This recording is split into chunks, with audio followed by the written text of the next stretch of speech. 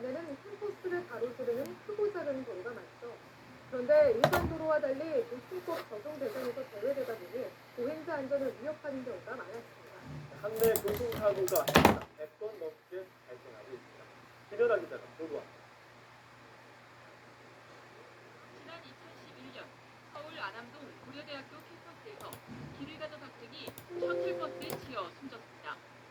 보통 학교 안 도로는 덜 위험하다고 생각하기 쉽지만 오산입니다. 과속 방지턱에 바로 옆에 있는 횡단보도에서 당연히 걷다고 하겠어요. 기다리는 모습인 것 같아서 포함해서 한 200분이 다 같이 사고를 당할 가능성이 있어요. 최근 3년간 피해 확인이 가능한 캠퍼스 내 교통사고만 400건 가까이 됐는데 사망사고 2건을 포함해 인명피해를 낸 사고가 절반에 달했습니다. 캠퍼스는 사람과 차가 뒤엉켜 다니기 일수라 사고 위험이 높습니다. 한국소비자원이 교통사고가 난 적이 있는 대학 20곳 399개 구역을 조사해보니 인도 없이 차도만 있거나 횡단보도가 없는 등 보행안전 관련 문제가 확인된 곳이 절반을 넘었습니다. 또 58곳은 과속방지턱이 설치되지 않거나 엉터리로 마련돼 과속 위험이 있었는데 실제 교내를 주행하는 차와 오토바이의 85% 이상이 학내 제한 속도를 위반하는 것으로 나타나 학생들의 보행안전이 우려됐습니다. 이런데도 학생 4명 중 1명은 캠퍼스 내 차도를 걸으면서 스마트폰을 쓴 것으로 조사돼 사고 우려가 더 컸습니다. 소비자원은 대학 내 도로는 도로교통법이 적용되지 않아 운전자가 부주의해지기 쉽다며 대학 내 교통안전시설 개선과 확충은 물론 캠퍼스 내 이동로에 도로교통법을 적용하는 문제 등을 관련 부처에 건의했습니다. YTN 김연아입니다. 대학 캠퍼스 안에서 일어난 교통사고가 최근 3년 사이 60%나 늘어난 것으로 조사됐습니다. 그동안은 대학 교정 내부는 도로가 아닌 사유지로 분류돼 관리가 어려웠는데 관련법이 개정되면서 이제 대학의 안전관리 의무가 강화됩니다. 박소희 기자입니다. 지난해 8월 서울의 한 대학교, 횡단보도를 건너던 여성을 자동차가 그대로 들이받습니다. 이 학교에서는 지난 3년간 126건의 교통사고가 발생해 47명이 다쳤습니다. 지난해 6월에는 동덕여대 한 비탈길에서 속도를 줄이지 못한 쓰레기 수거 차량에 학생이 치여 사망하는 사고도 발생했습니다. 학생들은 밤샘 농성까지 벌여가며 학교의 대책을 요구했습니다. 이 오르막을 오르면서 매번 위험하다는 생각을 좀 많이 했고 삼성화재 교통안전문화연구소가 국내 17개 대학을 대상으로 조사했더니 2021년 이후 3년 동안 대학 캠퍼스 내 교통사고는 총 359건으로 127명이 다친 것으로 집계됐습니다. 발생 건수를 기준으로 하면 3년 사이 60%나 급증했습니다. 조사한 17개 대학 중 12개 대학이 산비탈을 끼고 있는 등 위험 요인이 많았는데 그동안은 학교 내부를 사유지로 분류해 법으로 규제할 수 없었습니다. 하지만 앞으로는 달라집니다. 교통안전법이 개정되면서 대학 교정안의 길 역시 단지 내 도로에 포함됐기 때문입니다. 큰 사고가 났을 때는 그러면 이제 이거 신고를 안 했을 때 처벌받는 규정도 있고 안전관리를 할 수 있는 최소한의 기본 여건이 이제 갖춰지게 되는 거죠. 이에 따라 대학은 법령에 맞게 과속 방지턱 등 각종 안전시설물을 설치해야 합니다. 또 교정안에서 중대사고가 발생할 경우 의무적으로 신고해야 하고 교통안전 실태 점검도 받아야 합니다. 개정안은 오는 17일부터 시행될 예정입니다. MBC 뉴스 박소희입니다.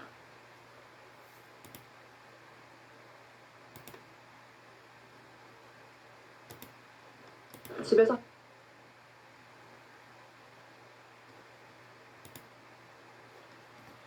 대학교 내 이동로는 학생들도 많이 다니지만 차량도 그 못지않게 다니는 걸 쉽게 볼 수 있습니다. 그런데 이 이동로는 안전시설이 잘 갖춰져 있지 않을 뿐더러 도로교통법도 적용받지 않아서 과속 등으로 인한 교통사고 발생 위험도 높다고 합니다. 정인용 기자가 취재했습니다. 서울의 한 대학교 내 학생들이 발길이 잦은 이동로입니다. 인도가 이어지다 뚝 끊기고 차도 위 과속 방지턱은 낮아 차들이 내리막길을 쌩쌩 달립니다. 보시는 것처럼 학생들과 차량이 함께 다니는데도 인도와 차도 구분이 없어 안전에 취약합니다. 한국소비자원이 전국 대학 내 교통사고 발생 사례가 있는 구역들을 위주로 조사한 결과 절반 이상에서 이런 문제점들이 확인됐습니다. 또 대학 내에서 달리는 차량과 오토바이 속도를 살펴봤더니 10대 중 8대꼴로 제한 속도를 위반하고 있었습니다.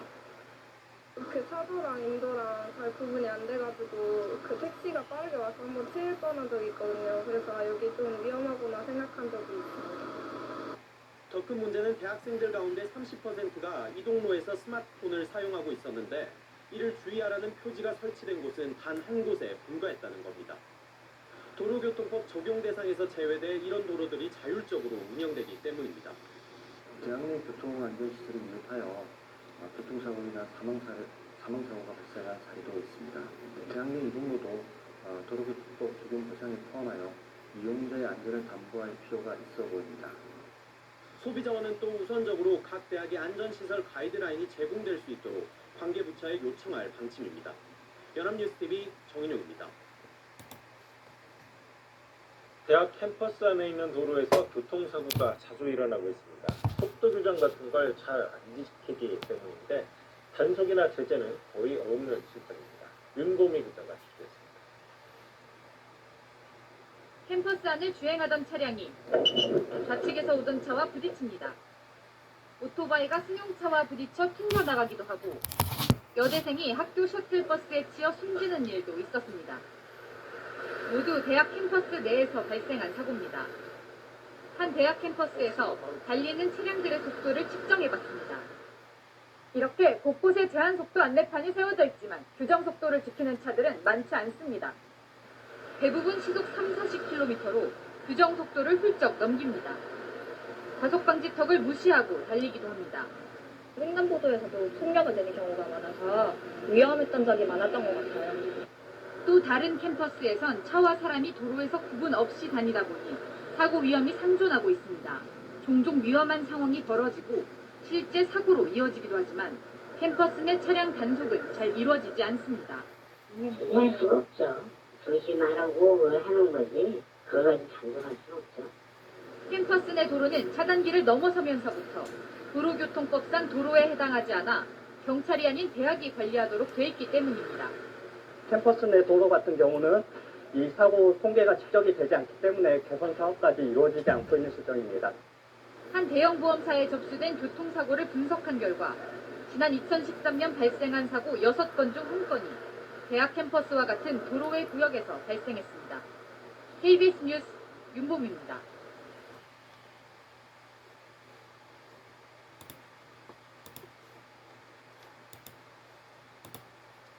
대학교 안에는 캠퍼스를 가로지르는 크고 작은 도로가 많죠. 그런데 일반 도로와 달리 교통법 적용 대상이 아니어서 보행자의 안전을 위협하는 경우가 많았습니다. 학내 교통사고가 해마다 100건 넘게 발생하고 있습니다. 김연아 기자입니다. 지난 2011년 서울 안암동 고려대학교 캠퍼스에서 길을 가던 학생이 셔틀버스에 치여 숨졌습니다. 보통 학교 안 도로는 덜 위험하다고 생각하기 쉽지만 오산입니다. 과속 방지턱이 바로 옆에 있는 횡단보도에서 당연히 접촉을 하셨어요. 기다리는 모습을 보셔서 포함해서 한 200분이 다 같이 사고를 당할 뻔했습니다. 최근 3년간 피해 확인이 가능한 캠퍼스 내 교통사고만 400건 가까이 됐는데 사망사고 2건을 포함해 인명피해를 낸 사고가 절반에 달했습니다. 캠퍼스는 사람과 차가 뒤엉켜 다니기 일수라 사고 위험이 더 큽니다. 한국소비자원이 교통사고가 난 적이 있는 대학 20곳 1199개 구역을 조사해보니 인도 없이 차도만 있거나 횡단보도가 없는 등 보행안전 관련 문제가 확인된 곳이 절반을 넘었습니다. 또 58곳은 과속방지턱이 설치되지 않거나 엉터리로 마련돼 과속 위험이 있었는데 실제 교내를 주행하는 차와 오토바이의 85% 이상이 학내 제한 속도를 위반하는 것으로 나타나 학생들의 보행안전이 우려됐습니다. 이런데도 학생 4명 중 1명은 캠퍼스 내 차도를 걸으면서 스마트폰을 쓴 것으로 조사돼 사고 우려가 더 컸습니다. 소비자원은 대학 내 도로는 도로교통법이 적용되지 않아 운전자가 부주의해지기 쉽다며 대학 내 교통안전시설 개선과 확충은 물론 캠퍼스 내 이동로에 도로교통법을 적용하는 문제 등을 관련 부처에 건의했습니다. YTN 김연아입니다. 연장이만 쿠팡으로 대학 캠퍼스 안에서 교통사고가 최근 급증한 걸로 나타났습니다. 길이 가파르고 구불구불해서 사고 위험이 크지만 안전관리는 허술한 게 문제로 지적됩니다. 보도에 손서영 기자입니다. 차량이 속도를 줄이지 않고 횡단보도를 지나려다 사람을 들이받습니다. 후진하는 버스 탓에 시야가 가려진 차들이 충돌하는 아찔한 상황도 수시로 일어납니다. 모두 대학 캠퍼스에서 일어난 교통사고. 최근 3년간 캠퍼스 내 사고 건수는 60% 늘었습니다. 사망사고도 반복되고 있습니다. 지난해 서울의 한 대학교에서 언덕을 내려오던 청소 차량에 학생이 치여 숨졌고 2달 전 부산에서도 지게차에 치인 학생이 목숨을 잃었습니다. 삼성화재 교통안전문화연구소는 산비탈에 있어 도로가 구불구불한 캠퍼스 특성 탓에 교통사고가 잦다고 분석했습니다. 법상 도로로 분류되지 않는 도로의 구역이다 보니 안전관리가 소홀하다는 점도 사고를 키우는 원인입니다. 법이 개정돼 오는 17일부터는 대학 총장이 교통안전관리 책임을 지게 되지만 여전히 일반 도로는 아닙니다. 사고가 발생했을 때 신고를 안 했을 경우 이제 과태료를 받는 정도의 페널티고요. 운전자들이 이제 속도 제한이나 중앙선이나 이런 것들에 대해서 이제 도로교통법상의 책임을 받지 않기 때문에 사고를 줄이려면 캠퍼스 내 속도 제한 규정을 두고 과속이나 음주, 무면허 같은 12대 중과실부터라도 일반 도로와 같이 처벌해야 한다고 전문가들은 말합니다. KBS 뉴스 손서영입니다.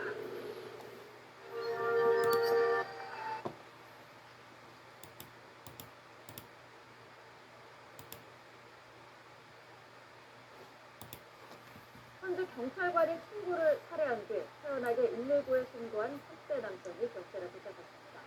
전남 춘천에서는 대학교 통학버스가 앞서가던 화물차를 들이받아 학생 등 17명이 다쳤습니다. 사건 사고 나혜인 기자. 다세대 주택 현관에 경찰 통제선이 서 있고 계단에는 군데군데 얼룩이 보입니다. 지난 14일 현재 경찰관인 30대 남성 A씨가 이곳에서 숨진 채 발견됐습니다. 새벽 사이에 이제 출근할 때 보니까 경찰 차가 오더라고요. 발견 당시 A씨의 몸에는 여러 군데 폭행 흔적이 남아있었던 것으로 알려졌습니다. CCTV 등을 추적한 결과 범인은 최초 신고자였던 A씨의 친구였습니다. 사건 당일 A씨를 자신의 집으로 불러 함께 술을 마시다 우발적으로 범행한 것으로 조사됐습니다. 상처만 있었고요. 나머지 어떤 상처인지는 저희들이 확인 중 있습니다. 여하튼 자상은 아니에요. 경찰은 정확한 사인을 규명하기 위해 시신을 부검하는 한편 피의자를 상대로 구속영장을 신청하고 범행 동기를 조사하고 있습니다. 늦은 저녁 주유소가 아수라장이 됐습니다. 어젯밤 9시 10분쯤 대구 비산동의 한 주유소에서 자동 세차기가 폭발한 겁니다. 이 사고로 세차기 주변 담벼락이 무너지고 유리창등이 깨졌지만 다행히 인명피해는 없었습니다. 경찰은 주유소 관계자 등을 상대로 정확한 사고 경위를 조사하고 있습니다. 전남 춘천에서는 대학교 통학버스가 앞서가던 도로공사 차량을 들이받았습니다. 이 사고로 하교하던 순천대학교 학생과 버스 운전자 등 17명이 다쳤지만 모두 생명에는 지장이 없는 것으로 전해졌습니다. YTN 나인입니다.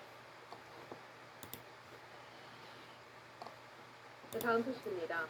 전남 순천에서 대학생 21명을 태운 통학버스가 길가에 서 있던 트럭을 들이받았습니다. 17명이 다쳤는데 다행히 생명엔 지장이 없는 걸로 알려졌습니다. 밤사이 사건 사고 소식 백운 기자입니다. 앞 유리창이 산산조각 난 버스가 도로 위에 멈춰서 있습니다. 어제 저녁 6시 40분쯤 전남 순천시 해룡면의 한 도로에서 순천대학생 21명을 태운 통학버스가 정차해 있던 1톤 트럭을 들이받았습니다. 1톤 트럭은 도로 포장공사 안내를 위해 서 있던 상태였습니다. 이 사고로 운전자와 대학생 등 17명이 다쳐 근처 병원으로 옮겨져 치료를 받고 있습니다. 경찰은 통학버스 운전자가 치료를 마치는 대로 정확한 사고 경위를 조사할 예정입니다. 어젯밤 11시 10분쯤 영동고속도로 강릉 방향 신갈분기점 근처에서 1톤 화물 트럭이 앞서가던 25톤 트럭을 들이받았습니다. 이 사고로 1톤 트럭 운전자 45살 송모 씨가 얼굴과 다리 등을 다쳐 근처 병원에서 치료를 받고 있습니다. 음주운전은 아닌 것으로 확인됐는데 경찰은 송 씨 등을 상대로 정확한 사고 경위를 조사하고 있습니다. 어젯밤 9시 10분쯤에 대구 서구 비산동의 한 주유소에서 자동 세차기가 폭발하며 불이 났습니다. 다친 사람은 없었지만 주유소 건물 유리창이 깨지고 근처에 주차돼 있던 승용차 일부가 부서졌습니다. 구청과 소방당국은 주유소 주변을 통제한 채 폭발 원인을 조사하고 있습니다. SBS 대군입니다.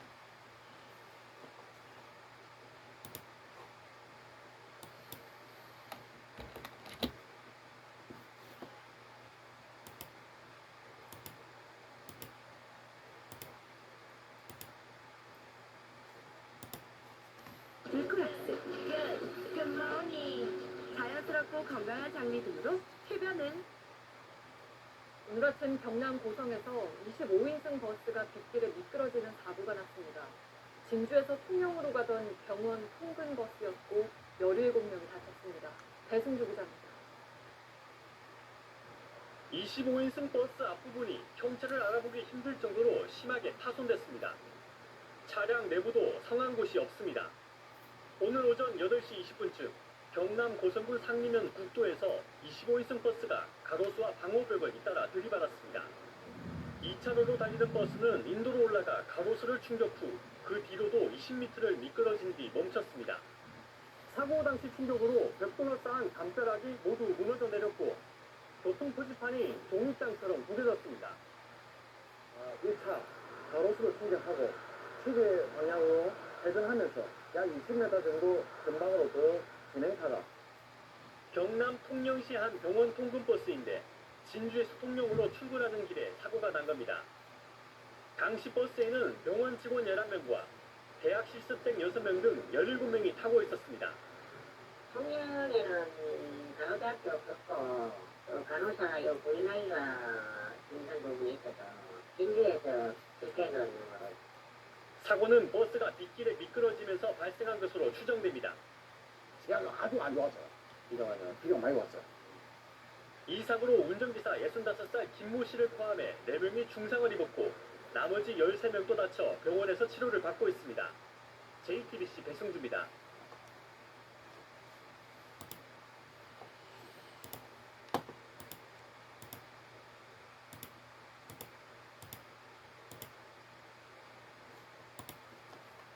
출근길 회사 통근버스가 주차된 화물차를 들이받아 운전자와 승객 등 10명이 다쳤습니다. 운전자는 전날 술을 마셨다고 경찰에 진술했는데요.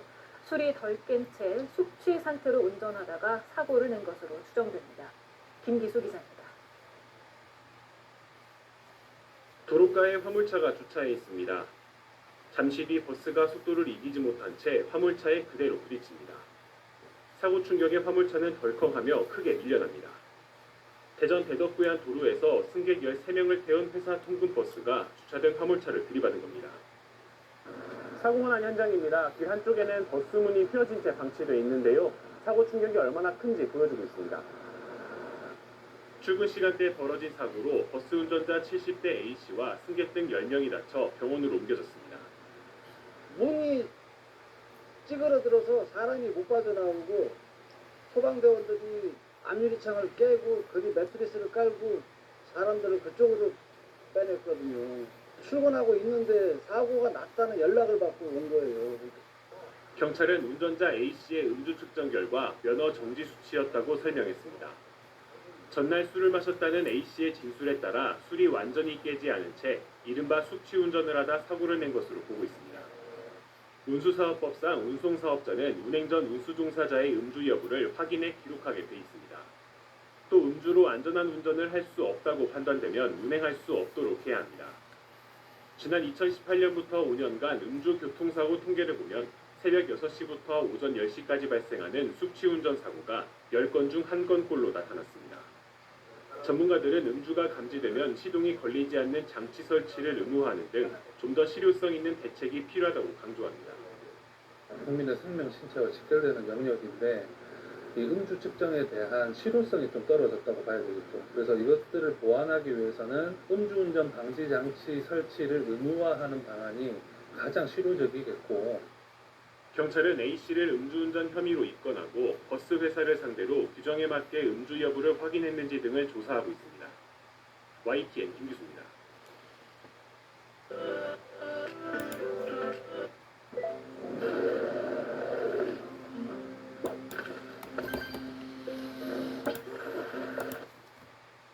새벽 시간 충남 금산에서 교통사고가 잇따랐습니다.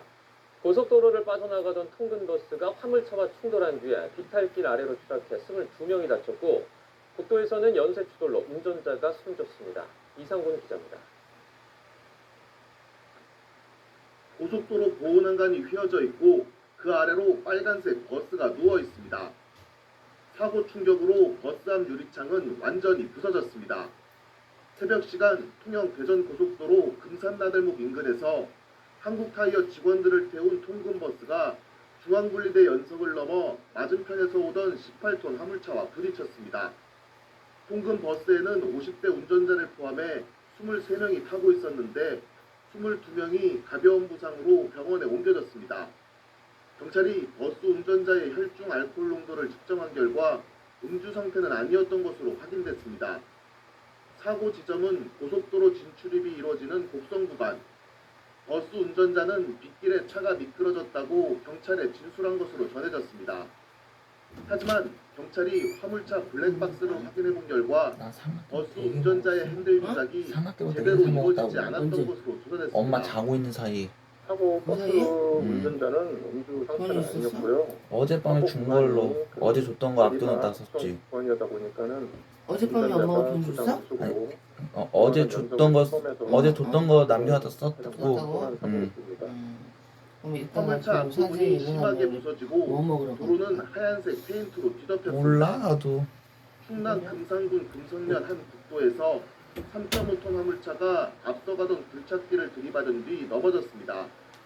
뒤따르던 SUV도 사고를 피하지 못하고 넘어진 화물차를 들이받았습니다.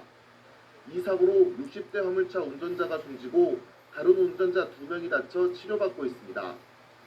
경찰은 숨진 화물차 운전자가 굴착기를 제때 발견하지 못해 사고가 난 것으로 보고 정확한 경위를 조사하고 있습니다. YTN 이상군입니다. 오늘 새벽 충남 금산에서 고속도로를 빠져나가던 출근버스가 반대편에서 오는 화물차와 충돌했습니다. 충격으로 버스가 가드레일 아래로 떨어졌고 차량 운전자를 포함해 모두 24명이 부상을 입었는데요. 취재기자 연결해 알아보겠습니다. 정현우 기자, 사고 경위 설명해 주시죠. 네, 충격으로 휘어진 고속도로 가드레일 바깥으로 빨간색 버스가 옆으로 누워 있습니다. 비탈길에서 앞부분부터 고꾸라지면서 지면과 충돌한 버스는 충격으로 앞 유리창이 완전히 박살난 모습입니다.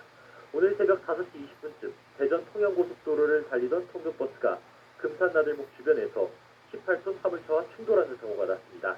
다친 사람은 모두 24명입니다.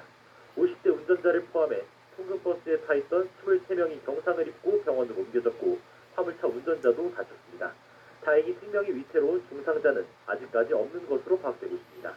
당시 통근버스는 고속도로를 빠져나가는 구간에서 중앙선을 넘어 반대편에서 오던 18톤 화물차를 들이받고 가드레일까지 충돌한 것으로 파악됐습니다. 현장에 출동한 경찰이 확인한 결과 통근버스 운전자 50대 남성은 음주 상태는 아니었습니다. 운전자는 경찰에 비가 내린 탓에 차가 미끄러졌다고 진술한 것으로 확인됐습니다. 경찰은 인근 CCTV와 차량 블랙박스 영상 등을 확인하면서 통근버스 운전자를 상대로 정확한 사고 경위를 조사할 방침입니다.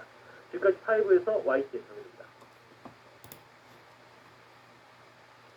오늘 새벽 금산에서 빗길에 미끄러진 통근버스가 화물차와 충돌한 뒤 비탈길 아래로 추락하면서 승객 22명이 다쳐 병원으로 옮겨졌습니다. 또 이 사고가 난 지 1시간 뒤에는 금산의 한 국도변에서 화물차가 앞서가던 굴착기를 들이받은 뒤 넘어져 화물차 운전자가 숨졌습니다. 박범식 기자입니다. 고속도로에 보호난간이 휘어져 있고 3m 아래에 빨간색 통근버스가 떨어져 있습니다. 사고 당시 충격으로 버스 앞 유리창도 산산조각이 났습니다. 사고가 난 건 오늘 새벽 5시 20분쯤 한국타이어 직원들을 태우고 나들목을 빠져나가던 통근버스가 곡선 구간에서 중앙분리대를 넘어 반대편에서 오던 18톤 화물차와 부딪힌 뒤 비탈길 아래로 떨어졌습니다. 버스에는 50대 운전자를 포함해 23명이 타고 있었는데 22명이 가벼운 부상으로 병원에 옮겨졌습니다. 한국타이어 통근버스는 지난 9월에도 운전자가 술이 깨지 않은 상태로 운전을 하다 대전 대덕구의 도로에 세워진 화물차를 들이받아 10명이 다쳤습니다. 경찰은 버스 운전자가 음주 상태는 아니었다며 화물차 블랙박스 확인 결과 핸들 조작 미숙으로 사고가 난 것으로 보고 있습니다. 항소의 출근 버스가 도는 과정에서 중앙 분리대 같은 게 있어요. 그걸 넘어가면서 맞은편에 오던 윙바디 화물차를 앞문을 충격하면서 가드를 넘어서 추락한 거예요. 이 사고가 난 지 1시간쯤 뒤에는 금산이 한 국도변에서 3.5톤 화물차가 앞서가던 굴착기를 들이받았습니다. 충돌의 여파로 쓰러진 화물차에서는 하얀색 페인트가 쏟아져 나왔고 뒤따르던 SUV 차량도 넘어진 화물차를 피하지 못하고 들이받았습니다. 이 사고로 60대 화물차 운전자가 숨지고 나머지 운전자들도 부상을 입었습니다. 경찰은 어두운 빗길에 운전자가 앞서가던 굴착기를 제때 발견하지 못해 사고가 난 것으로 보고 화물차 블랙박스를 토대로 정확한 사고 경위를 조사하고 있습니다. TJB 박광식입니다. 날 더워지면서 몸에 힘이 풀리고 기력 떨어지는 분들 많으시죠? 그 이유는 바로 빠져나가는 근육 때문입니다. 충남 금산에서 고속도로를 빠져나가던 통근버스가 화물차와 충돌한 뒤 비탈길 아래로 추락해 22명이 다치는 등 교통사고가 잇따랐습니다. 이상곤 기자입니다. 고속도로 보호난간이 휘어져 있고 그 아래로 빨간색 버스가 누워 있습니다. 사고 충격으로 버스 앞 유리창은 완전히 부서졌습니다. 새벽 시간 통영 대전고속도로 금산나들목 인근에서 한국타이어 직원들을 태운 통근버스가 중앙분리대 연석을 넘어 맞은편에서 오던 18톤 화물차와 부딪혔습니다. 통근버스에는 50대 운전자를 포함해 23명이 타고 있었는데 22명이 가벼운 부상으로 병원에 옮겨졌습니다.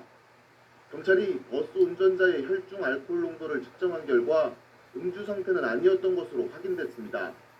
사고 지점은 고속도로 진출입이 이루어지는 곡성 구간. 버스 운전자는 빗길에 차가 미끄러졌다고 경찰에 진술한 것으로 전해졌습니다. 하지만 경찰이 화물차 블랙박스를 확인해 본 결과 버스 운전자의 핸들 조작이 제대로 이루어지지 않았던 것으로 조사됐습니다. 사고 버스 운전자는 음주 상태는 아니었고요. 사고 구간이 내리막 곡선 구간이다 보니까는 운전자가 조작 미숙으로 중앙선 연석을 침범해서 상대방 차량과 충돌하는 사고로 보입니다. 화물차 앞부분이 심하게 부서지고 도로는 하얀색 페인트로 뒤덮였습니다. 충남 금산군 금성면 한 국도에서 3.5톤 화물차가 앞서가던 굴착기를 들이받은 뒤 넘어졌습니다. 뒤따르던 SUV도 사고를 피하지 못하고 넘어진 화물차를 들이받았습니다. 이 사고로 60대 화물차 운전자가 숨지고 다른 운전자 2명이 다쳐 치료받고 있습니다. 경찰은 숨진 화물차 운전자가 굴착기를 제때 발견하지 못해 사고가 난 것으로 보고 정확한 경위를 조사하고 있습니다. YTN 이상곤입니다.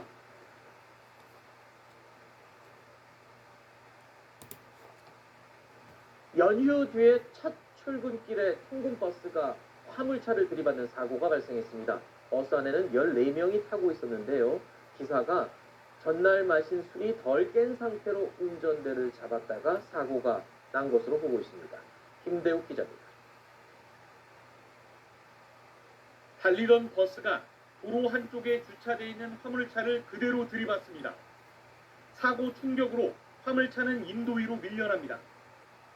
사고 당시 버스에는 운전자 등 14명이 타고 있었는데 이 중 10명이 다쳐 병원으로 이송됐습니다. 화물차에는 아무도 없었습니다.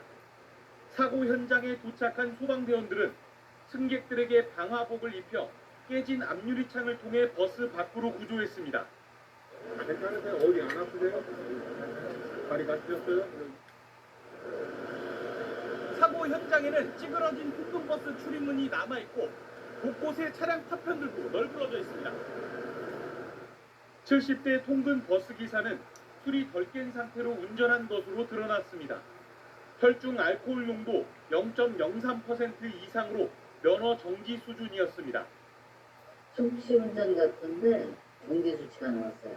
회전하면서 부주의한 것 같다 뭐 그런 얘기죠.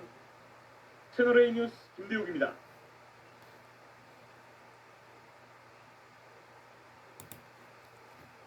오늘 새벽 한 탈북민이 마을버스를 훔쳐 북쪽을 향해 몰고 가다 경찰에 붙잡혔습니다. 생활고 때문에 북한으로 돌아가겠다며 이 같은 일을 벌인 것으로 조사됐는데요. 조건희 기자가 전해드립니다. 오늘 새벽 한 남성이 차고지에서 주차해 놓은 마을버스 주변을 어슬렁거립니다. 버스 곳곳을 살피고 창문을 손으로 힘껏 밀어보기도 합니다. 곧 버스 한 대 꼬리등이 켜지더니 옆 도로로 빠져나갑니다. 차 키가 안에 있던 버스를 찾아 훔친 겁니다. 집에 쫓아 우리 의뢰하는 분이 야 차가 없어졌다. 야 차가 왜 없어? 시간 안 되면 큰일나지. 시간 되면 나가야 되는데 나갈 차가 없어졌더니. 파주 버스 차고지에서 차를 훔친 남성은 탈북민이었는데 목적지는 북한이었습니다. 버스는 차고지로부터 약 8km를 곧장 달려 임진강 위 통일대교로 향했습니다. 파주시에 있는 통일대교입니다. 여기서부터는 민간인 통제구역이라 보시다시피 승인 없이는 들어갈 수 없습니다. 남성은 이곳에서 버스를 몰고 북한 방향으로 돌진했습니다. 버스가 다리에 진입하자 군은 초병들을 투입해 바리케이드를 보강했고 버스는 이 장애물을 들이받고 나서야 멈춰섰습니다. 절도 30분 만이었습니다. 경찰 조사에서 이 남성은 경제적으로 힘들었고 북한에 있는 가족들이 보고 싶어서 차를 훔쳤다고 진술한 것으로 알려졌습니다. 탈북자는 외로운 사람들이고 이 땅에 와서도 상당히 힘든 사람들이기 때문에 생활 문제라든가 이 사람들이 고충을 함께 해주는 어떤 그런 조직체가 필요한데 한때 기초생활수급자였던 남성은 약 10년 전 탈북해 직전까지는 서울 관악구 신림동 고시원에 살고 있었는데 최근에는 별다른 직업이 없던 것으로 파악됐습니다. 경찰은 일단 음주 정황이나 대공 혐의점은 없다고 보고 사건 경위를 조사하고 있습니다. MBC 뉴스 조건입니다. 소리가 또렷이 안 들려서 보청기를 껴보고 싶은 천명.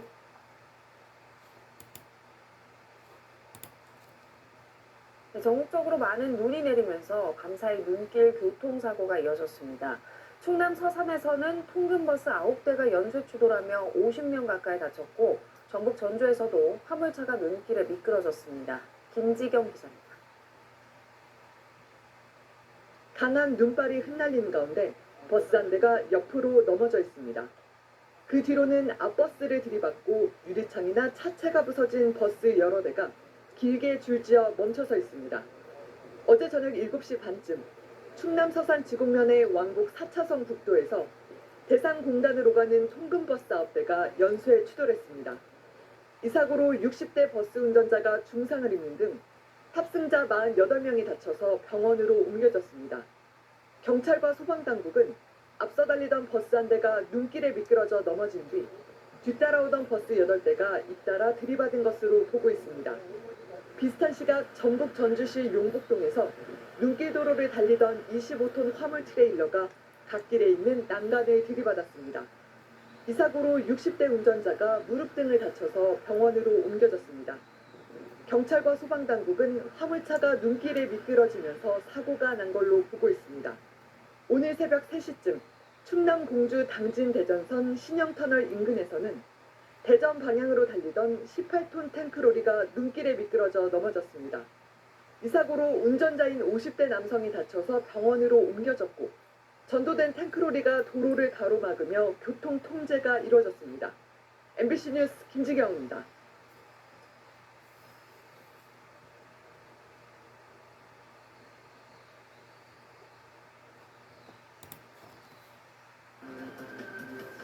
시청자 여러분 안녕하십니까? 11월 5일 KBS 7시 뉴스 강원입니다. 가을이 깊어지면서 고속도로에는 행락객들을 태운 관광버스가 눈에 많이 띄고 있습니다. 이 가운데에는 충판이 여전히 벌어지는 버스도 발견이 되고 있는데 안전을 위협하는 불법행위지만 단속이나 예방이 쉽지 않습니다. 조휴연 기자가 보도합니다. 고속도로 터널 안 관광버스 안에서 형형색색 불빛이 번쩍거립니다. 일부 승객들은 일어나 통로에서 춤을 추고 있습니다. 또 다른 관광버스 역시 조명을 번쩍이며 달립니다. 요즘 같은 관광철이면 쉽게 볼 수 있는 모습, 버스가 춤판으로 변하는 겁니다. 하지만 운전자의 주의력을 흩뜨리고 교통사고로 이어질 우려가 큽니다. 달리는 버스에서 안전벨트를 풀고 일어나 춤을 추고 노는 행위 모두 불법입니다. 규제에 분산되기 때문에 전방위시 태만 등 교통사고 발생할 우려가 굉장히 높고요.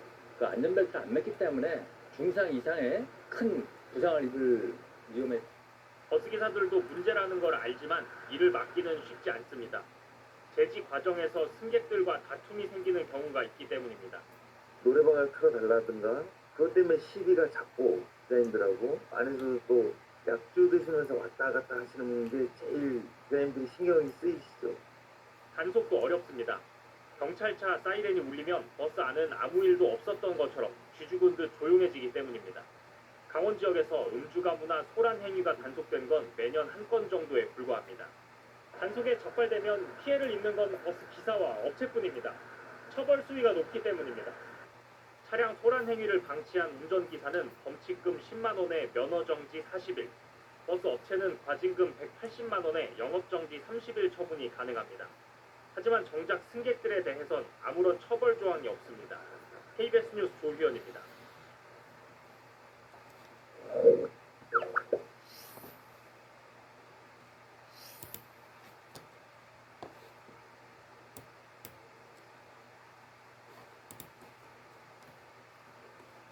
오늘 오후 올림픽대로에서 스키장 셔틀버스가 옆으로 넘어졌습니다.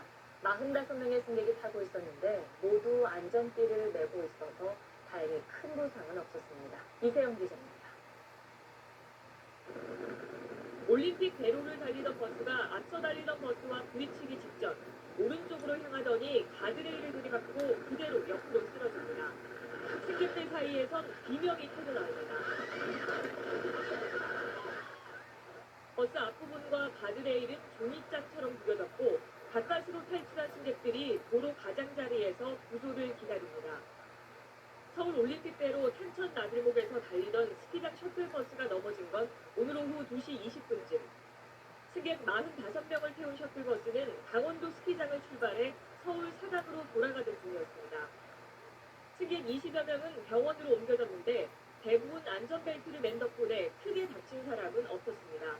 우리가 도착하기 전에 이미 다 사람들은 다 밖으로 다 나와 있는 상태였고 경찰은 셔틀버스 2대가 줄지어 달리다 트럭이 뛰어들면서 앞선 버스가 갑자기 속도를 줄이자 뒤따르던 버스가 중심을 잃고 가드레일을 들이받은 것으로 보고 있습니다.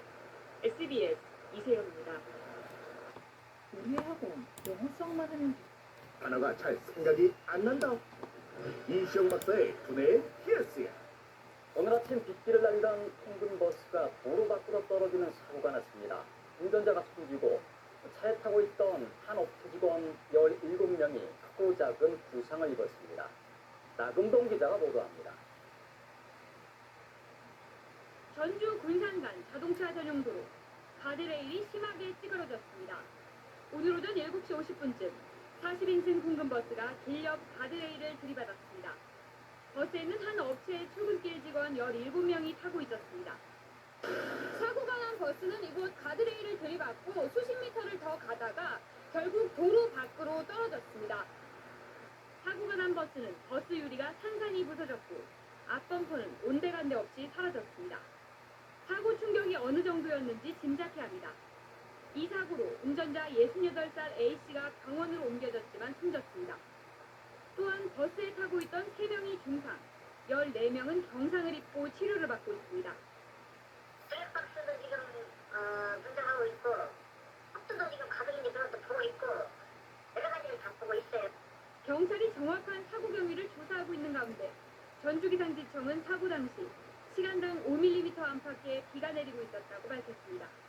JTB 뉴스 나금동입니다.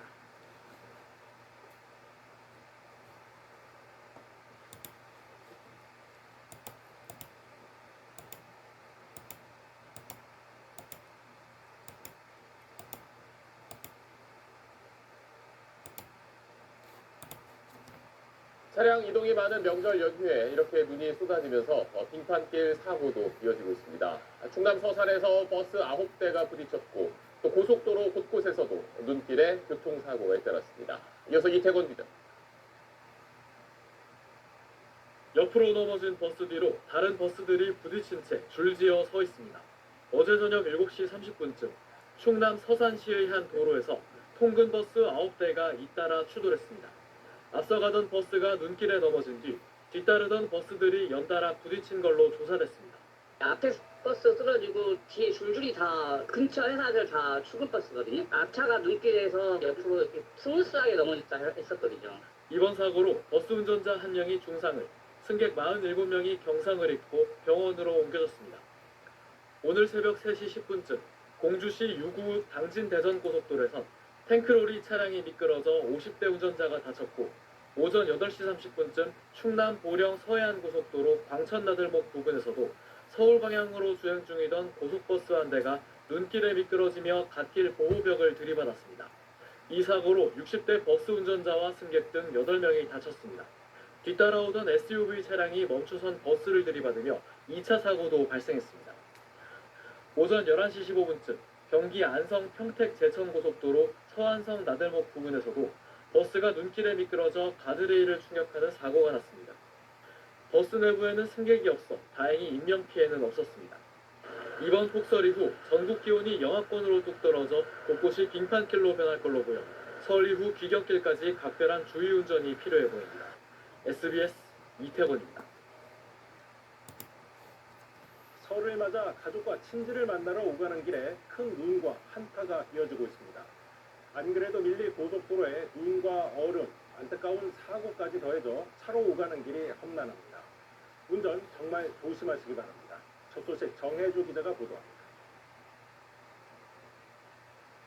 도로를 벗어난 검은색 승용차가 눈에 파묻혔습니다. 제설 작업에 나선 차량마저 미끄러져 눈 위에 쓰러졌습니다. 많은 눈에 전국도로에서 사고가 이어졌습니다. SUV 차량과 화물차가 추돌 사고가 났습니다. 차에서 승객들이 나오더니 갓길로 대피합니다. 오늘 오후 4시 반쯤 평택 제천고속도로 평택터널 인근에서 난 사고로 SUV 차량 탑승객 2명이 중상을 입고 병원으로 옮겨졌습니다.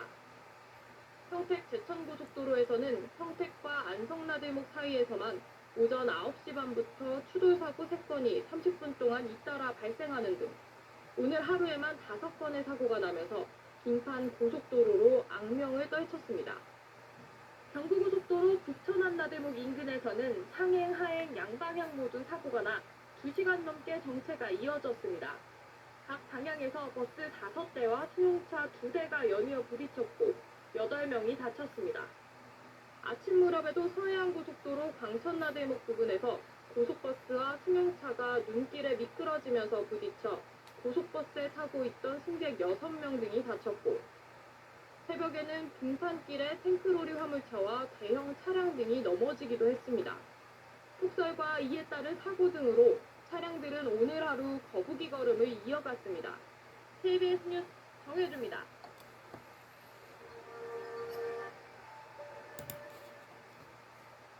미끄러운 눈길에 교통사고도 이어졌습니다. 경북 상주에선 차 28대가 잇따라 부딪혔고, 영동고속도로 원주나들목 근처에서도 10대가 부딪혔습니다. 궂은 날씨에 이렇게 사고까지 이어지면서 오늘 고향 오가는 길이 많이 힘들었습니다. 계속해서 배성재 기자. 종잇장처럼 구겨진 승용차들과 버스가 고속도로 위에 나뒹굽니다. 오늘 오전 11시 20분쯤 강원 원주시 영동고속도로 강릉 방면 원주 나들목 인근에서 버스와 승용차 10대가 연쇄 추돌했습니다. 이 사고로 승용차 운전자 등 2명이 크게 다쳤고 버스 승객 등 7명이 경상을 입었습니다. 사고 당시 현장에 눈이 내리고 있었던 만큼 경찰은 눈길 사고에 무게를 두고 정확한 경위를 조사하고 있습니다. 비슷한 시각 경북 상주시 화남면 당진 영덕고속도로 갓길, 차량들이 어지럽게 뒤엉켜 있습니다. 도로 위 쌓인 눈에 바퀴가 굴러간 흔적들이 보입니다. 눈길 고속도로를 달리던 차량 28대가 이른바 블랙아이스, 살얼음에 미끄러지면서 12명이 다쳤습니다. 이곳에서 1km가량 떨어진 곳에서도 눈길 사중 추돌 사고가 발생해 3명이 다쳤습니다. 오늘 낮 12시 50분쯤 충남 천안시 부근 경부고속도로 부산 방향에선 승용차와 고속버스 2대가 잇따라 부딪혔습니다. 이 사고로 35명이 크고 작게 다쳤는데 경찰은 눈길을 달리던 승용차가 버스 전용 차로로 끼어들면서 뒤따르던 버스들과 부딪힌 것으로 보고 있습니다. 사고 차량들이 도로 위에 멈춰서면서 경부고속도로 부산 방향 비성 차량 행렬이 한동안 심하게 정체됐습니다. SBS 배성재입니다. 귀성길 정체가 이어지고 있는 오늘 눈까지 내리면서 전국 고속도로에는 사고가 잇따랐습니다. 경북 상주에서는 30일 중 추돌 사고가, 강원 원주에서는 차량 13대가 잇따라 부딪히는 등 사고가 났습니다. 보도에 김보단 기자입니다.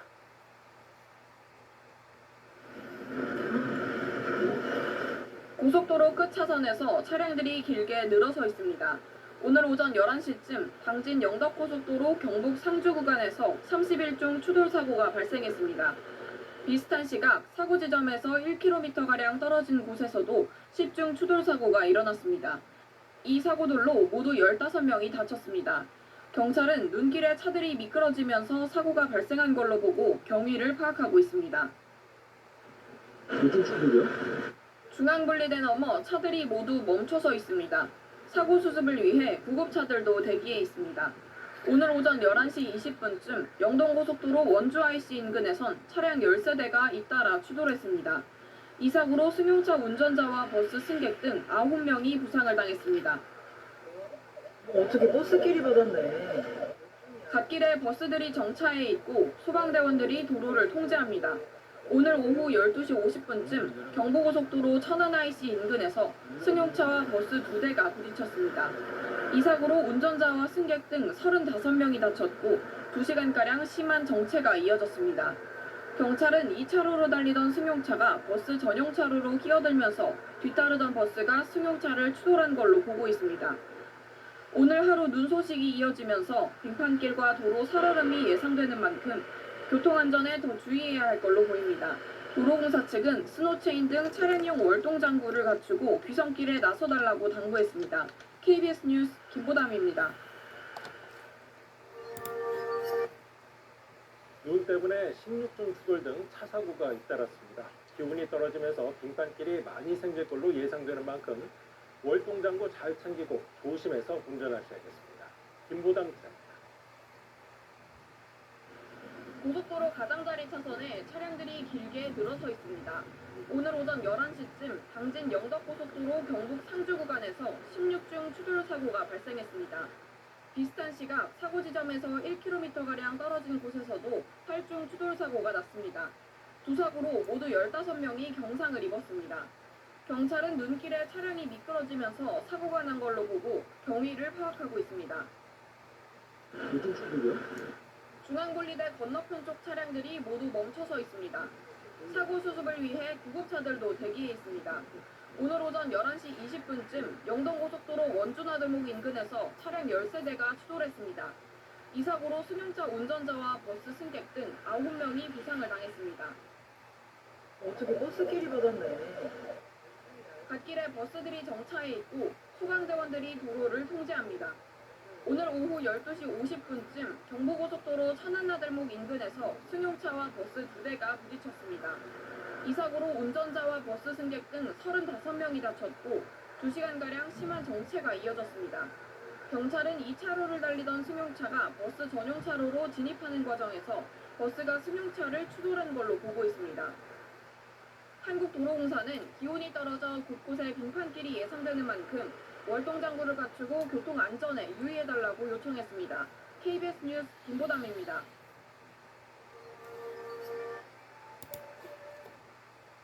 도로에 눈이 쌓여서 얼어있는 곳들이 많아 사고가 속출하고 있습니다.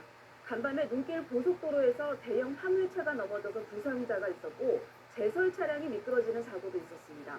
또 버스 8대가 연달아 부딪혀서 수십 명이 이송됐습니다. 이승종 기자입니다. 탱크로리 차량 한 대가 도로를 완전히 틀어막았습니다.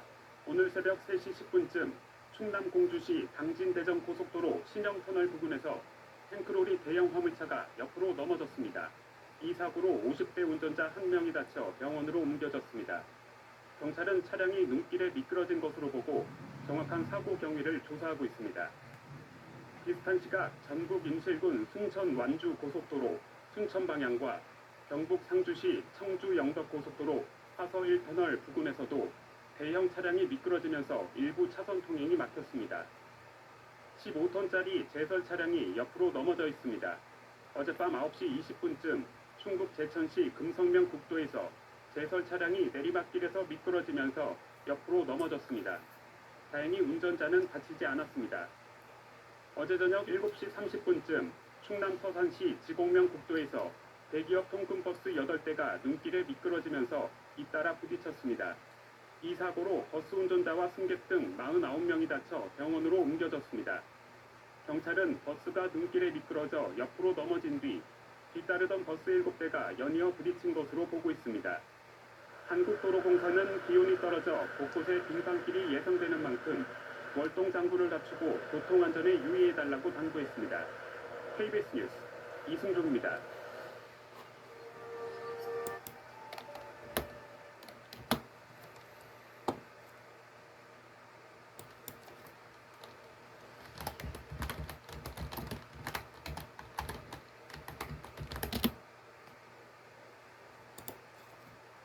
부산의 한 조선소 화장실에서 독성가스인 황화수소가 노출돼 한 명이 숨지고 한 명이 다쳤습니다. 사고가 난 화장실에선 기준치의 16배에 달하는 황화수소가 검출됐습니다. 김민아 기자가 보도합니다. 부산 구평동에 있는 한 조선소입니다. 오늘 오전 11시쯤 이 조선소 화장실에 남성 2명이 쓰러져 있다는 신고가 접수됐습니다. 네.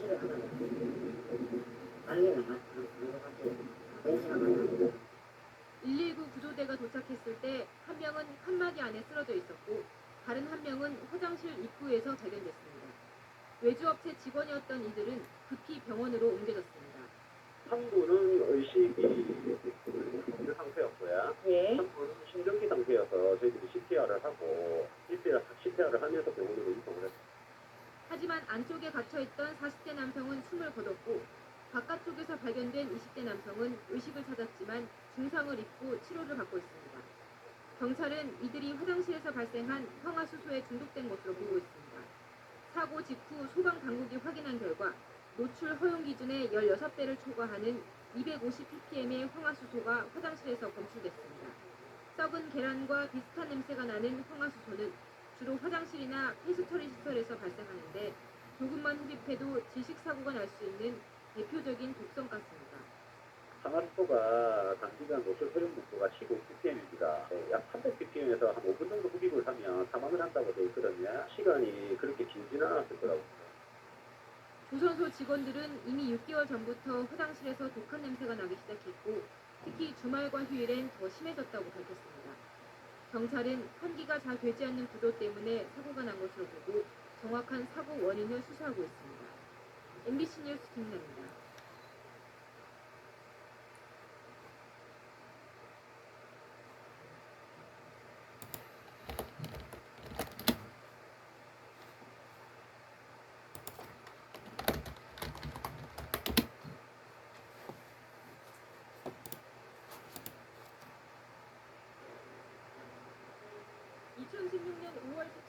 서울 강남역 인근의 한 노래방 화장실에서 20대 여성이 무참히 살해된 사건이 발생했습니다.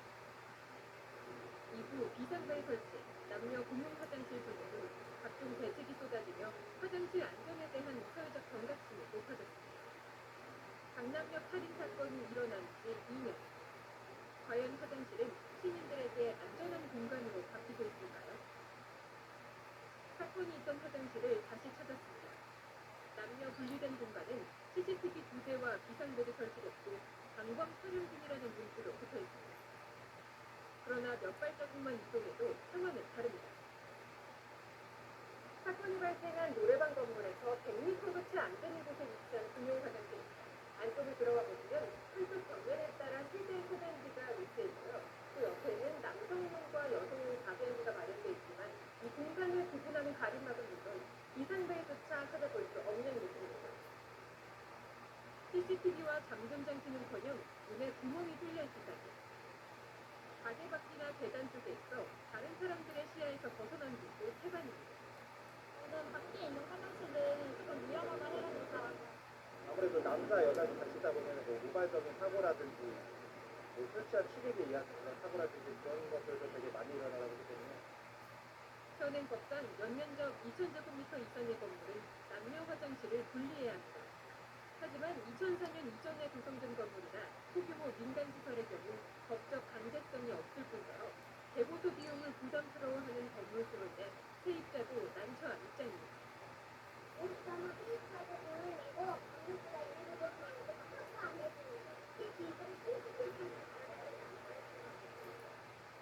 이처럼 사각지대인 민간 건물에도 쟁쟁 안전 책임을 물을 수 있는 방법이 강구돼야 하는 시점. 전문가들은 남녀 화장실을 층단위로 분리하거나 경찰과 기자체, 주민 등 지역 전체가 참여하는 치안 패러다임을 구축해야 한다고 조언합니다. 화장실이라는 문제도 한 기관이 숙제가 되기보다는 여러 기관이 협동하는 이른바 치안계의 공동공단의 하나의 해결 방안이 아닌가 싶습니다. 모두가 안심하고 이용해야 할 공간인 화장실. 더딘 개선에 여전히 불안하기만 합니다. TBS 구빈진입니다.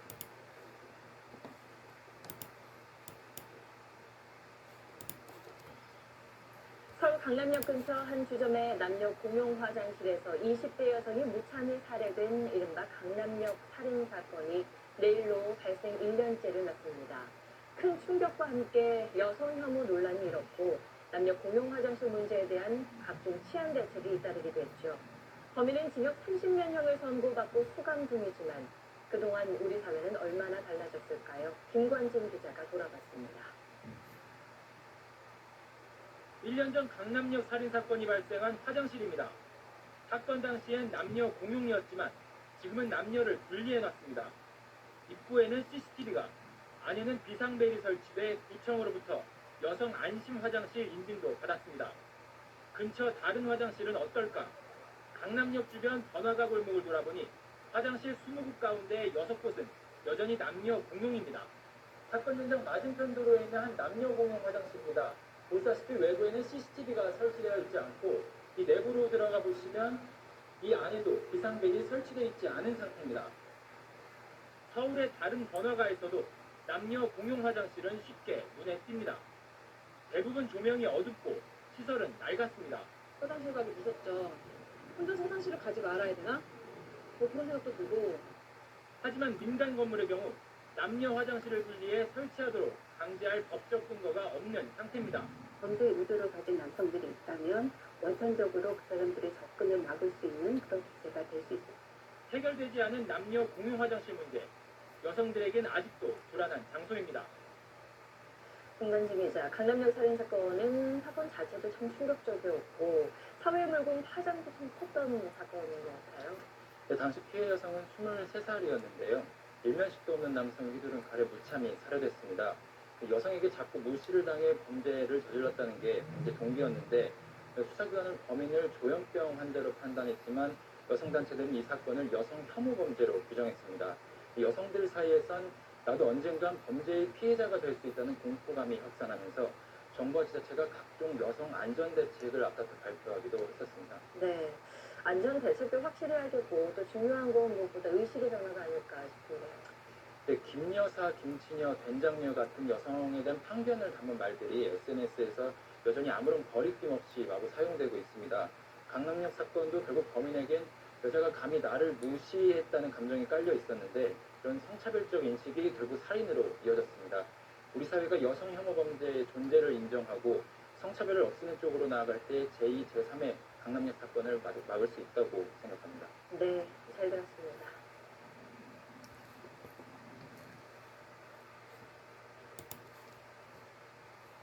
이용객들이 많은 번화가의 남녀 공용 화장실에 숨어든 뒤에 불법 촬영을 해온 30대 남성이 경찰에 붙잡혔습니다. 민정희 기자입니다. 한 남성이 상가 화장실을 들어갔다 나왔다 합니다. 잠시 뒤 화장실을 나온 남성은 휴대전화를 확인합니다. 손가락을 이용해 휴대전화 화면을 확대하고 자세히 들여다보더니 다시 화장실로 들어갑니다. 경찰에 붙잡힌 30대 남성 고모 씨는 지난해 5월부터 7개월 동안 휴대전화로 화장실 이용 여성들을 불법 촬영한 혐의를 받고 있습니다.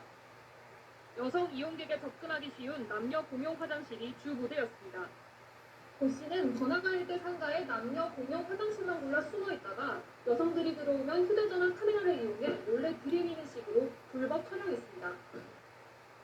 이상한 낌새를 눈치챈 여성이 신고를 하면서 고 씨는 경찰에 붙잡혔습니다. 물 내리는 소리를 같이 내면서 슈퍼소리 같은 거 들려가지고 아 이거 확실하다 해가지고 이거 또 안 나오는 거 아무래도 무슨 이상한 것 같아라고 얘기를 하는 순간 딱 화장실 문이 열고 막 도망가시더라고요. 경찰 조사 결과 고 씨는 한 화장실에서 40여 시간 머무르는 등 수개월에 걸쳐 총 33명의 여성을 상대로 불법 촬영을 한 것으로 드러났습니다. 실제로 120여 명 넘게 불법 촬영을 한 것으로 보이지만 고 씨가 휴대전화 영상을 대부분 삭제하면서 30여 건만 확인됐다고 경찰은 밝혔습니다. 피의자가 그 이동했던 경로를 좀 넓게 추적했습니다. 범위를 좀 넓혀서 CCTV를 많이 확인한 게 특정하게 그 사람을 검거하게 된 계기가 되었습니다. 경찰은 고 씨에 대해 성폭력범죄 처벌 등에 관한 특례법 위반 혐의로 지난달 21일 구속해 검찰에 송치했습니다. KBS 뉴스 임정입니다. 서울 시내 공중 화장실에서의 불법 촬영, 몰카 범죄는 줄질 않고 있죠. 그런데 이상하게도 서울시가 이 몰카를 단속한다며 여성 안심 보안관 제도까지 도입했지만 여기서는 몰카를 단 한 건도 적발하지 못했습니다. 왜일까요? 신가현 기자가 밝혔습니다. 서울의 한 상가 공중 화장실입니다. 지난 17일 이곳 여자 화장실에 몰래 들어간 남성이 경찰에 붙잡혔습니다. 이 여자 직원이 둘이 화장실에 있었는데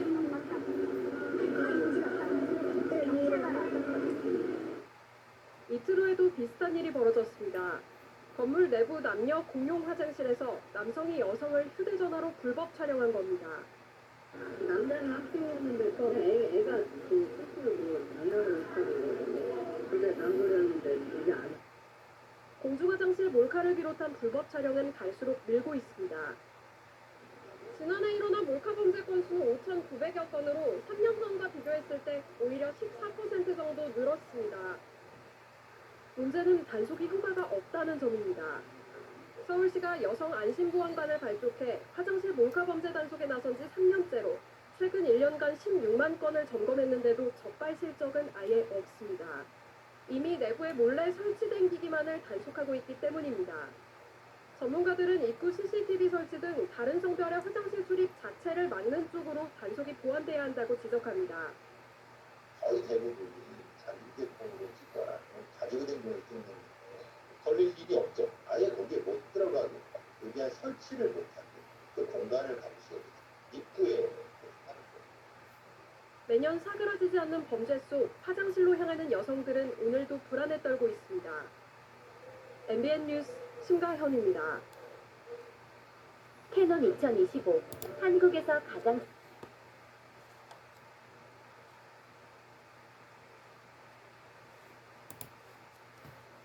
강남역 살인 사건이 일어난 지 나흘째. 오늘도 강남역 10번 출구엔 희생당한 23살의 여성을 추모하는 발길이 이어졌습니다. 박원순 서울시장은 추모 공간과 수천 개의 메모를 보존하는 방안을 검토하겠다고 밝혔습니다. 이런 가운데 묻지마 범죄에 무방비로 노출된 공용 화장실을 둘러싼 논란도 커지고 있습니다. 남녀와 같이 쓰는데도 잠금 장치가 고장난 위험하고 또 민망한 화장실이 너무 많다는 겁니다. 김혜미 기자가 현장 취재했습니다. 묻지마 살인이 발생한 곳으로부터 300m 떨어진 강남역 10번 출구. 수많은 추모 글귀 중에 한 메모가 눈에 띕니다. 나도 많이 이용했던 화장실이다. 나는 정말 그냥 운이 좋아서 살아남은 거다. 끔찍한 사건이 발생했던 화장실은 대체 어떤 모습이었을까요? 인적이 드문 층과 층 사이에 위치한 남녀 공용 화장실. 비밀번호가 걸려있지 않은 도어락. 떨어져 나간 눈꼬리. 지난 17일 새벽 23살 하모 씨가 살해당한 화장실의 모습입니다. 밤 늦은 시각 이 화장실을 중심으로 반경 300m 내 빌딩 10곳, 신논현역 사거리 먹자골목 10곳을 둘러봤습니다. 세 곳 중 한 곳이 남녀 공용 화장실로 구조 역시 사건이 발생한 화장실과 닮았습니다. 술집과 노래방에 위치한 건물 1층의 화장실입니다. 역시 남녀 구분은 없고요. 도어락이 설치되어 있지만 사실상 열려 있어서 아무 의미가 없습니다. 들어가 보겠습니다. 공간은 남녀 구분이 되어 있지 않습니다. 게다가 안으로 들어가 보면 이렇게 양변기가 설치되어 있는 문에 있는 잠금 장치는 아예 떨어져 나가고 없습니다. 여성들에겐 혼자서는 이용할 수 없는 위험한 곳이고 문이 안 잠기는 곳이 있어가지고 여기도 안 잠겨서 그래서 같이 있어달라고 말한 거예요. 남자들에겐 마음 놓고 이용하기엔 미안한 곳이 됐습니다. 뭔가 여자분이면 되게 뭔가 미안하잖아요. 개인적인 공간에 권리를 침해하는 것 같은 느낌? 남녀 화장실이 따로 있다고 해도 눈에 잘 띄지 않는 어두컴컴한 곳에 있거나 출입문이 닫히지 않아 문이만 따로인 경우도 적지 않습니다. 공공장소에 설치된 화장실은 어떨까? 이용자가 적어 방치돼 있거나 인적이 드문 곳에 있어 범죄 위험에 노출돼 있습니다. 서울 영등포구 한 공원 화장실입니다. 이곳은 다행히도 긴급 상황이 발생하면 비상벨을 누르라고 나와 있습니다. 배를 누르면 경광등이 작동해서 112로 신고를 유도한다는 건데요. 이렇게 안에 설치된 비상벨을 한번 눌러보겠습니다. 하지만 아무리 눌러도 반응이 없습니다.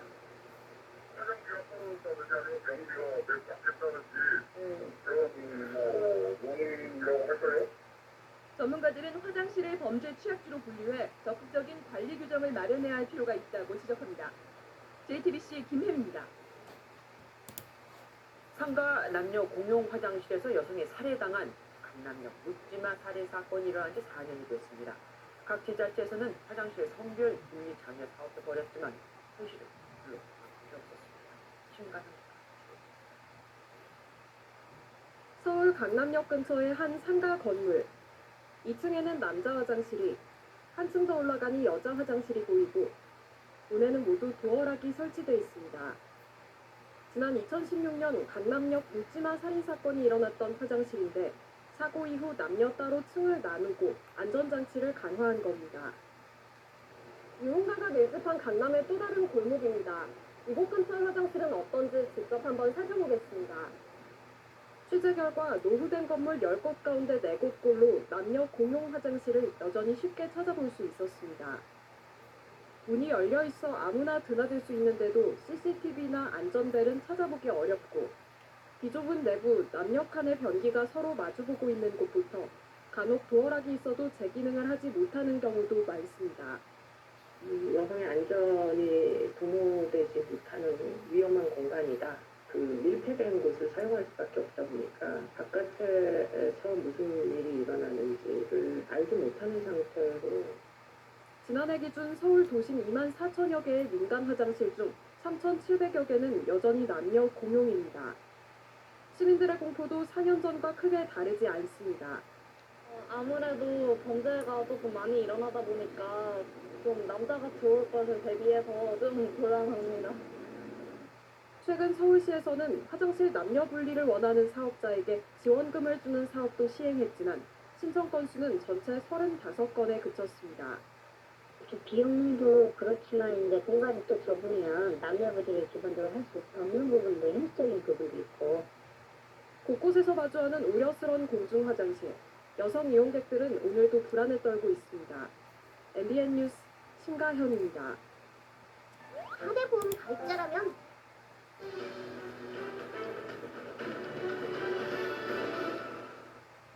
이번 범행은 남녀가 함께 쓰는 공용 화장실에서 일어났다는 점에서 많은 여성들이 더욱 불안해하고 있습니다.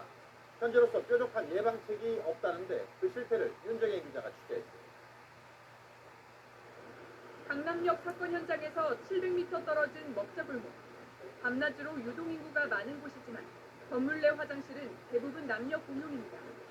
화장실이 구석진 곳에 있거나 어둡고 옆칸과 구분 짓는 칸막이마저 낮습니다. 잠금 장치가 고장난 곳도 있습니다. 여성들은 불안할 수밖에 없습니다. 그냥 화장실 하나만 있는 경우가 되게 많잖아요. 그러면 이제 안에 누구 있으면 절대 안 들어가고 할까. 여자 화장실이 이렇게 칸으로 분리가 되어 있기는 하지만 이용하기 위해서는 남자 화장실을 그대로 지나가야만 하는 구조도 있습니다.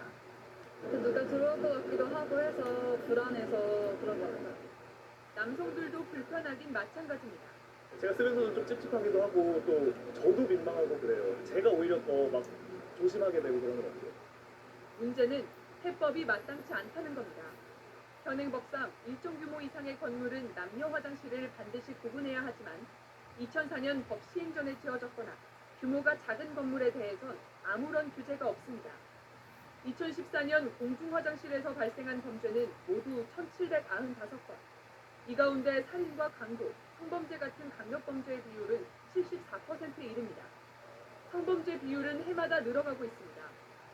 개인 건물 내 화장실은 범죄 통계도 없고 특히 남녀 공용 화장실은 더 심각할 것으로 추정됩니다. MBC 뉴스 윤정혜입니다.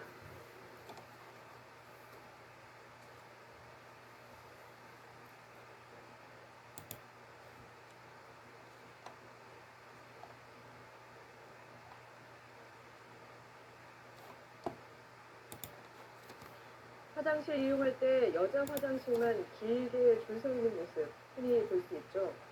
여자 화장실 수를 늘리느라 고심하는 나라가 많은데 일본에선 이런 방법도 나왔습니다. 도쿄에서 최원특파입니다. 일본에서도 여성 화장실은 붐비기 일쑤입니다.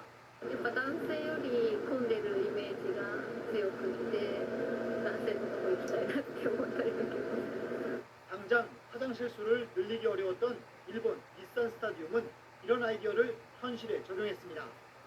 남자 화장실을 가변형으로 만들어 여성들도 쓸 수 있게 한 겁니다. 여자 화장실에 이렇게 닫혀있는 문을 추가로 열면 이 안쪽 변기들은 남성용으로도 또 여성용으로도 쓸 수 있도록 되어 있습니다. 가변형 화장실에 들어가 남성 쪽 출입문을 닫으면 여성만 쓸 수 있게 돼 안전 문제도 해결했습니다. その設計の段階からですね、ある程度、女性用のトイレに工夫、混雑なんかもですね、以前より解消されたように感じております。 한 쇼핑몰 화장실에는 IT 기술이 도입됐습니다. 여성 화장실 칸마다 감지기를 설치해 사용 현황을 안내용 모니터에 표시하도록 한 겁니다. 여성들은 줄을 서지 않고 각 층의 빈 화장실을 바로 찾아갈 수 있습니다. 混雑が緩和できると、いいという期待があります。 일본도 우리처럼 여성 화장실이 부족해 줄 서는 경우가 많지만 가변형 화장실과 IT 기술로 여성들의 불편을 조금씩 줄여가고 있습니다. 도쿄에서 SBS 최우원입니다.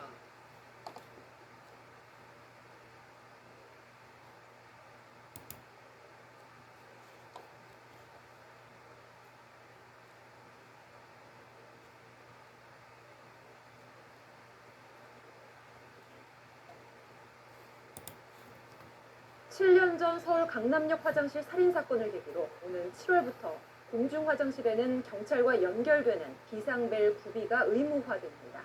하지만 전국 평균 설치율은 31%, 경기 북부는 훨씬 더 저조한 27.6%에 그치고 있어 지자체 차원의 대책 마련이 시급합니다. 갈태웅 기자입니다.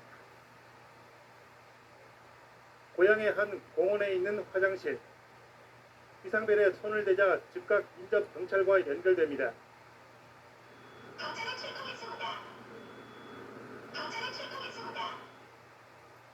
112를 누르지 않아도 신속하게 도움을 요청할 수 있습니다. 경찰이 운영하는 기존 비상벨입니다. 화장실과는 수십 미터 떨어져 있어 신고에 어려움이 많습니다. 공중 화장실 비상벨이 2달 뒤부터 의무화됩니다. 관련 법 개정에 따라 지자체는 관리자 또는 경찰과 통할 수 있는 시설을 달아야 합니다. 2016년 발생했던 서울 강남역 화장실 살인사건 등이 계기가 됐습니다. 공중 화장실에는 CCTV 운용이 불가능하다는 점도 고려됐습니다. CCTV는 대표적인 환경 설계 범죄 예방 기법이지만 공중 화장실은 사생활을 해결하는 공간인 만큼 적용이 어렵다는 맹점이 있습니다. 설치율은 매우 낮습니다. 올 초 기준으로 전국 평균 31%, 경기 북부는 27.6%에 불과합니다. 언제 어디서나 발생될 수 있는 확률이 있기 때문에 그 비상벨 설치가 그 안전을 지키는 데 큰 도움이 될 거라고 보고 있고요. 지속적인 관리 강화 조치도 요구됩니다. 개정법은 공중 화장실 비상벨 정기 점검 횟수를 매년 2차례 이상으로만 규정하고 있습니다. OBS 뉴스 갈태웅입니다.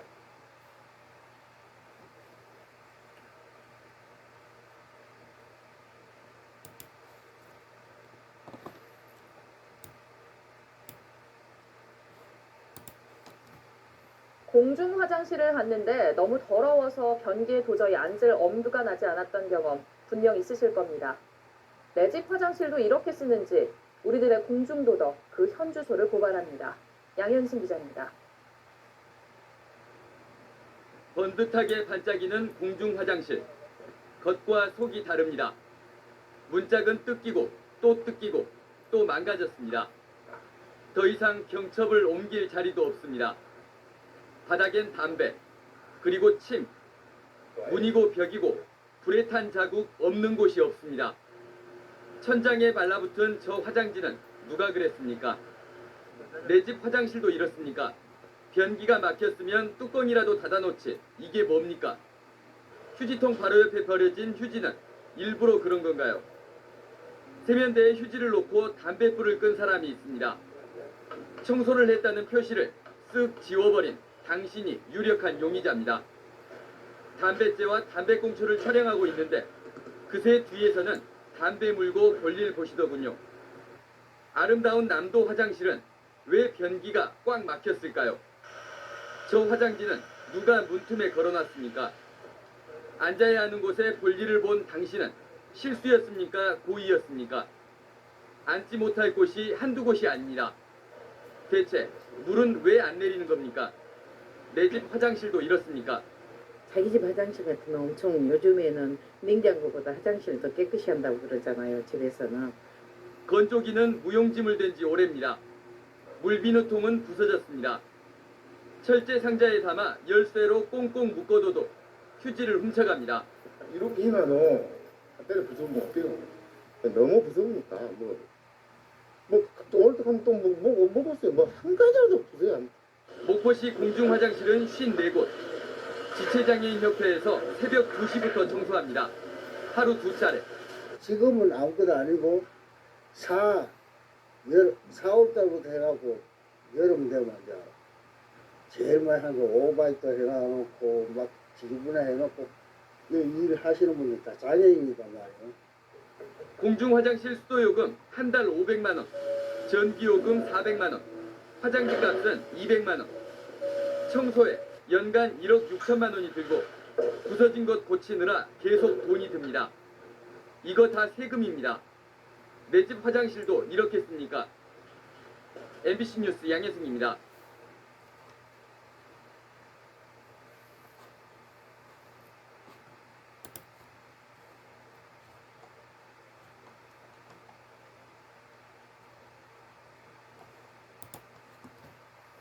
네, 세 번째 소식도 전해주시죠. 예, 다음 소식입니다. 경기도 수원의 한 주차장에서 창문을 통해서 훤히 들여다보이는 여자 화장실이 포착돼서 논란이 되고 있습니다. 한 온라인 커뮤니티에 너무나 충격적인 주차장 3층 여자 화장실이라는 제목의 글이 올라왔는데요. 수원의 한 건물 주차장을 이용했다는 작성자는 직접 찍은 사진 여러 장을 함께 첨부했습니다.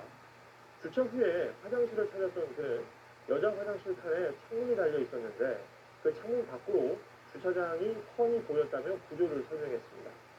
밖에서는 안이 안 보이겠지 싶었는데 여자 화장실에 용변 칸이 훤히 보이더라며 혹시나 해서 옆에 있는 남자 화장실 창문도 봤는데 거기서 보이는 건 세면대였다라고 덧붙였습니다. 실제로 사진을 보면 용변 칸 안에서 밖에 있는 사람 얼굴이 보이는데요. 작성자는 왜 여자 화장실만 이렇게 만들어 놓았는지 모르겠다며 황당함을 토로했습니다.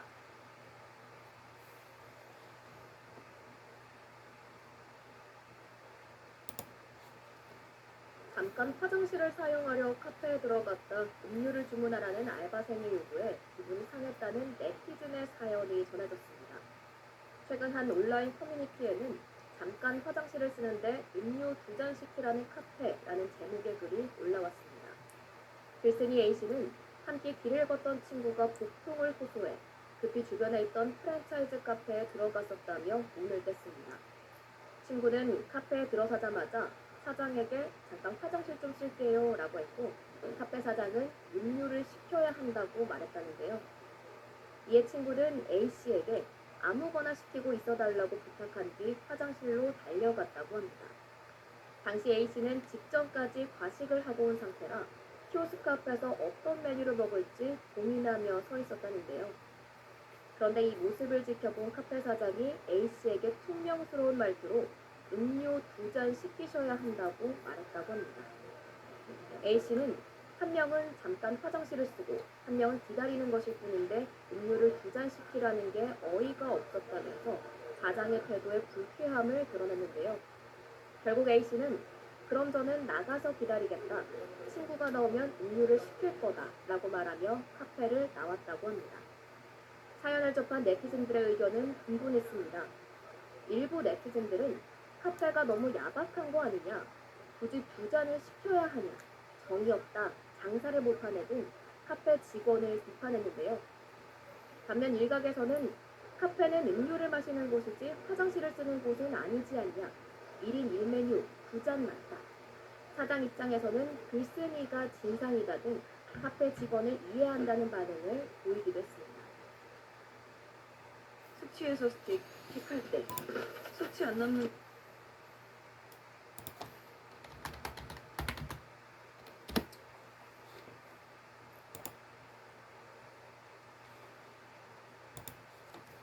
아동의 권리 보호를 위한 유엔 협약이 만들어진 지 올해로 30년째를 맞았습니다. 하지만 학교 현장은 아직도 화장실 가림막조차 없어서 사생활 침해 논란이 끊이질 않고 있습니다. 이재경 기자가 취재했습니다. 남학생과 여학생이 다투기 시작합니다. 화장실에서 남학생이 소변을 보는 모습을 여학생이 봤다는 이유에서입니다. 야, 나 아무것도 안 봤단 말이야. 왜 자꾸 내가 본 것처럼 생각하니? 나 구글에 지나가 뉴스통성 본 것뿐이야. 그래. 그런데 난 자꾸 네가 보는 것 같아. 지나가는 다른 애들도. 평소 학교에서 벌어진 일을 아이들의 언어로 풀어낸 상황극입니다. 학교 화장실에서 벌어지는 사생활 침해가 그만큼 심각하다는 점을 강조한 겁니다. 공중화장실법은 학교 화장실의 경우 소변기 가림막을 설치하고 복도나 도로를 지나는 사람이 화장실 안을 볼 수 없도록 규정하고 있습니다. 하지만 법이 2년 전에 만들어져 신설 학교가 아닌 곳은 예산 문제로 제대로 지켜지지 않고 있습니다. 때문에 경남 지역 초등학생 10명 가운데 3명은 화장실 사용이 불편해 참은 적이 있다는 조사 결과도 있습니다. 문 잠금 장치가 없거나 고장나서 손이나 발로 문을 막고 볼일을 보기도 합니다. 최소한의 사생활이 보장되도록 학교 화장실 관리 조례를 만들어야 한다는 목소리가 나오는 이유입니다. 첫 번째로는 남자 화장실 소변기 가림막이 꼭 필요하다고 생각합니다. 두 번째로는 대변을 보는 장소에서는 잠금 장치가 꼭 빨리 고쳐져야 된다고 생각하고요. 세 번째로는 외부에서 내부가 보이지 않도록 꼭 설계가 되어야 한다고 생각합니다. 아동의 권리 보호를 위한 유엔 협약이 비준된 지 30년째인 올해 학교 내 사생활 침해가 획기적으로 개선되는 계기를 만들 수 있을지 주목됩니다. MBC 뉴스 이재경입니다. 지난달 25일 대전 해안상가 1층 화장실을 이용하던 A씨. 화장실 칸막이 밑으로 그림자가 지는 것을 확인하고 깜짝 놀라 위를 보니 누군가 휴대전화를 화장실로 밀어넣어 촬영을 하고 있었습니다. 당황한 A씨가 화장실 앞을 서성이다 건물 복도에서 용의자를 붙잡았는데 앳된 초등학교 6학년 학생이었습니다. 문 위에서 봤던 카메라 모양과 개수와 교체 있었어. 그래서 제가 이렇게 손목을 잡고서 너네 하고서 관리사무소에 같이 갔죠. 또 초등학생은 A씨에게 촬영을 시도한 건 맞지만 바로 도망가느라 찍지는 못했다며 서울민이 봐달라고 사정까지 했습니다. 학원들이 주로 입점해 있는 이 건물에서는 이전에도 불법 촬영 범죄가 있었던 것으로 전해졌습니다.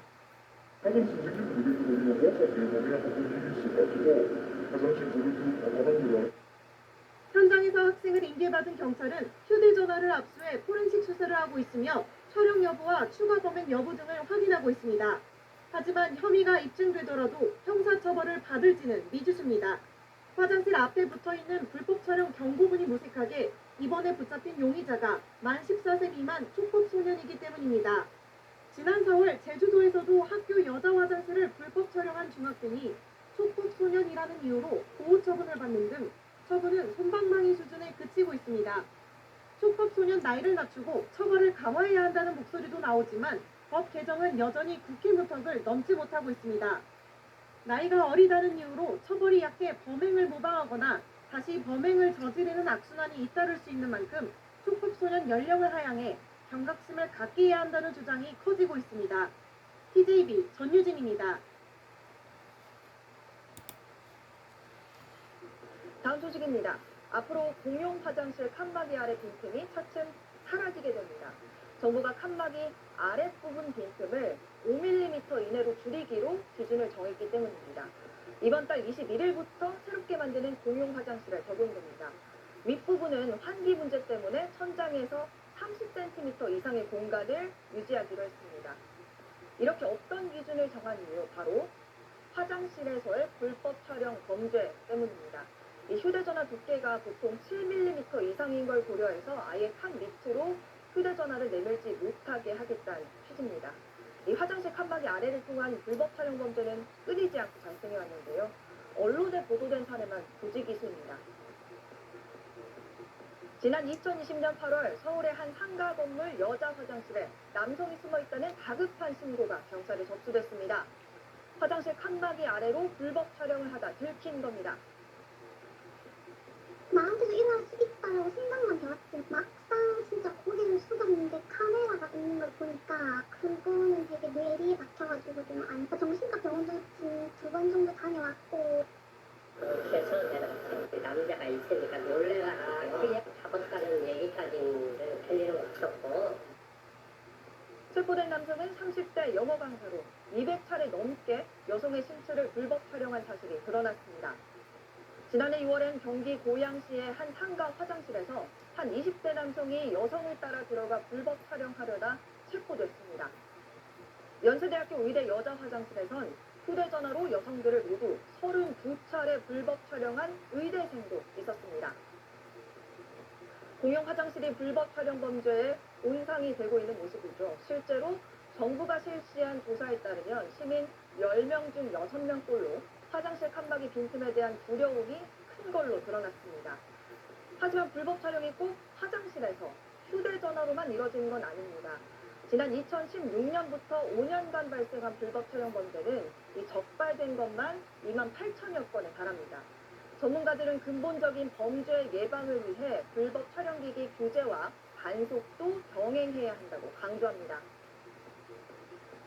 지난 2021년 방학을 맞아 친구 집에서 지내던 20대 대학생 A씨가 화장실에서 차키를 발견했습니다. 알고 보니 A씨 친구의 아버지가 몰래 설치한 불법 카메라였습니다. 차키가 여기에 왜 있을까? 혹시나 물이 튈까봐 저는 그 걱정되는 마음에 그거를 뒤에 넣어놨어요. 진짜 세상이 진짜 미친 것 같다. 이거는 이렇게 차키 모양 몰래 카메라가 진짜 있는 게 말이 안 되잖아요. 이러면 왜 키워요? 실제로 전자상가에선 차키뿐 아니라 시계, USB, 안경, 텀블러 등의 초소형 카메라를 넣어 판매하는 경우를 쉽게 찾아볼 수 있습니다. 어딘지 숨겨서 들어가는 방법도 괜찮아. 남자가 늦으면 여기 구멍을 뚫어서 이렇게 갖고 다니는 거야. 거기 다 있어요. 불법 촬영에 악용될 수 있는 카메라의 제조, 판매, 소지 등에 대한 등록제를 도입하고 이력 정보 시스템을 구축해야 한다는 지적이 나오는 이유입니다. 지금까지 뉴빌더 전연남이었습니다. 안녕하십니까, 전사옥입니다. 더 많은 뉴스와 라이브 이벤트를 보고 싶으시면 화면 오른쪽을 눌러서 구독해 보시기 바랍니다. 또 저희 SBS 앱을 다운로드 하시면 속보 알림도 받아보실 수 있습니다. 항상 저희 SBS 뉴스를 시청해 주셔서 대단히 고맙습니다.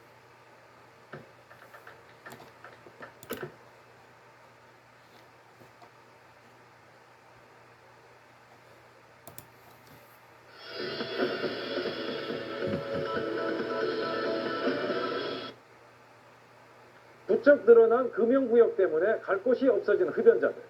내 집 화장실에서만큼은 담배를 마음 편히 피우겠다면서 환풍기를 틀어놓고 피우시는 분들 있지 않습니까? 이렇게 빠져나간 연기. 어디로 사라지는 게 아니라 5분 만에 윗집과 아랫집으로 퍼져나간다고 합니다. 박선화 기자가 현장 취재했습니다. 날씨가 더워지면서 아파트 단지마다 아랫집 베란다에서 피우는 담배 때문에 견디기 힘들다는 민원이 잇따릅니다. 그 위층에서 피우는 아래층에서 피우는 이게 바로 이렇게 들어오기 때문에 그 담배가 바로 방에서 옆에서 피우는 것처럼 그렇게 느껴져요. 때문에 애연가들이 선택하는 다음 장소는 집안의 화장실. 이렇게 밀폐된 공간이라면 담배 연기는 자신만 맡고 끝나는 걸까요? 환풍기를 든 상황에서 인형을 이용해 담배 한 개비를 피워봤습니다. 같은 시각 아랫집 화장실에서 측정했더니 초미세먼지 농도가 갑자기 24마이크로그램 뛰어오릅니다. 환기구를 타고 담배 연기가 퍼진 겁니다. 환경과학원이 신축 아파트 4개 동을 실험한 결과 흡연 가구의 윗집과 아랫집까지 연기와 함께 미세먼지가 퍼져나가는 것이 관찰됐습니다. 바람의 방향이 외기의 압력이라든지 온도에 따라서 변할 수가 있습니다. 그래서 항상 위로만 올라가는 건 아니고요. 그 안에서 빙글빙글 돌 수도 있고 내려갈 수도 있습니다. 아파트 이웃집으로 담배 연기가 퍼져나가는 이른바 층간흡연은 그동안 베란다나 복도 흡연이 문제가 됐지만 화장실을 통해서도 담배 연기가 전파된다는 사실이 새로 확인된 겁니다. 현재 국회에서는 아파트 같은 공동주택 공간도 금연구역으로 지정하는 내용의 법 개정안이 발의돼 있지만 상임위에 계류 중입니다. MBC 뉴스 박선아입니다.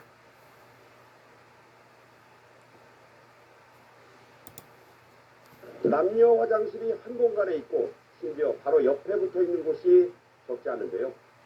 여성 화장실 칸막이에 구멍이 실제로 숭숭 뚫려 있고 잠금 장치조차 없는 공용 화장실이 수두룩했습니다. 서상희 기자의 현장 보관입니다. 지난 17일 살인사건이 난 화장실에서 200m 정도 떨어진 상가의 공용 화장실. 여성용 칸마다 구멍의 흔적이 있습니다.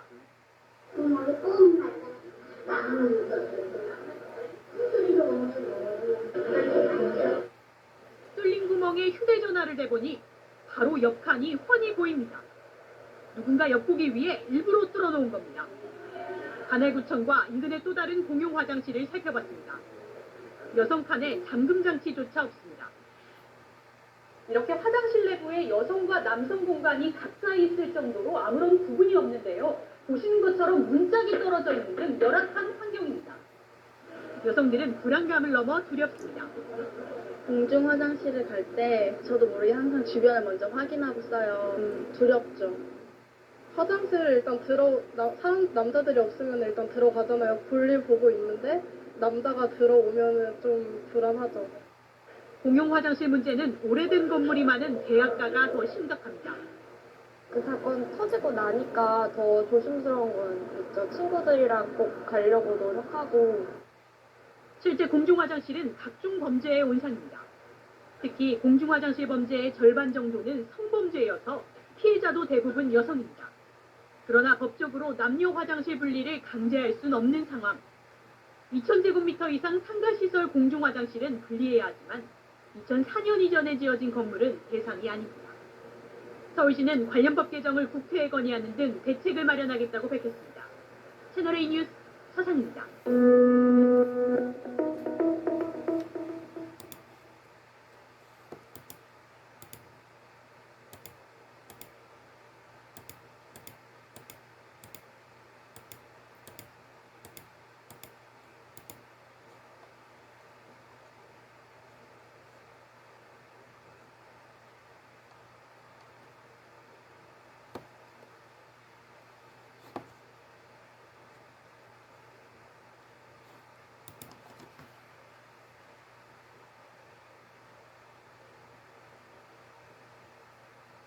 서울 강남역 화장실에서 발생한 살인사건 피해 여성에 대한 추모 분위기가 전국적으로 확산하고 있는데요. 그러나 법적인 맹점 때문에 정부나 자치단체 차원에서 민간 화장실에 대한 방범 대책은 아직 마련되지 못하고 있습니다. 그 실태를 서주석 기자가 취재했습니다. 서울 강남역 화장실 살인사건 피해 여성에 대한 추모와 대책을 요구하는 목소리가 전국적으로 확산하고 있습니다. 대전의 한 온라인 여성 모임이 대전 도시철도 시청역 출구에 추모 공간을 마련했다가 자진 철거한 뒤에도 헌화와 추모의 게시가 이어졌습니다. 열악한 화장실이 위치한 건물일수록 방범 상태도 허술합니다. CCTV도 없는 경우가 많습니다. 건물을 지은 지 오래된 원조심의 경우 상황이 더 심각합니다. 술김에 범행을 저지르는 사람도 있고 그래가지고 술집 같은 데 가서 화장실 혼자 갈 때는 좀 무서워가지고 친구들 다 같이 데리고 가는 편입니다. 대전시가 유원지나 공원 등에 있는 공중 화장실 425세대의 조명 상태를 긴급 점검하기로 했을 뿐 자치단체나 경찰 차원의 민간 건물 화장실 대책은 아직 없습니다. 일반 상가 화장실은 남녀 분리를 강제할 수 없는 법적인 맹점도 있습니다. 시설물에 대한 안전 이런 부분하고 조금 상황이 틀리다 보니까 행정자치부가 민간 건물 화장실을 개방 화장실로 바꿔 자치단체가 관리하는 방안을 모색하고 있지만 대상이 제한적인 데다 너무 비효진 대응이라는 비난이 거셉니다. 여성들이 일상에서 불안함을 느끼는 건 많은 정책이든 영역에서 호소를 했는데 이제서야 뒤늦게 이제 화장실의 공중화장실 문제를 접근하는 것은 여성들은 여전히 불안과 불편, 불쾌함을 견디며 공용 화장실을 이용할 수밖에 없는 형태입니다. MBC 뉴스 손주선입니다.